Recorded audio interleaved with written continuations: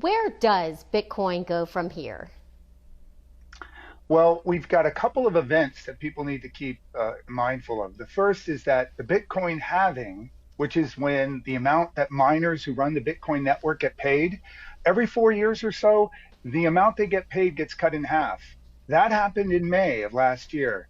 And what's happened historically, whenever that happens, for between 12 and the next 18 months, Bitcoin can go up between 300% and 500%.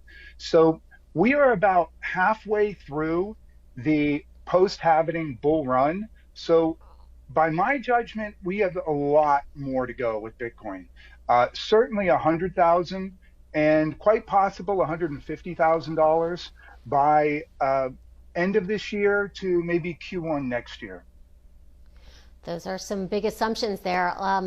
Big companies, though, are betting on Bitcoin in a big way. Companies like Tesla, MasterCard, and Square, they've actually embraced it. How has that changed the Yep. conversation around Bitcoin? Well, I think it's huge.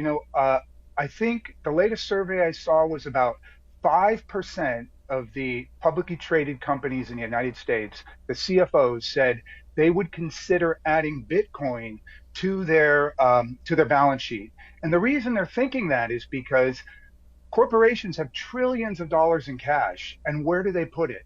There's government bonds, but there's $17 trillion worth of government bonds that yield negative returns. So government bonds aren't going to do much for you. But the big concern among a lot of CFOs and corporate treasurers is inflation and the diminishment of the dollar. So if you can avoid that by holding on to something like Bitcoin, Bitcoin has a finite amount, right? There's only 21 million Bitcoin. So there really isn't a concept of inflation there. And I think as an inflation hedge, it's very attractive to a lot of corporate treasurers.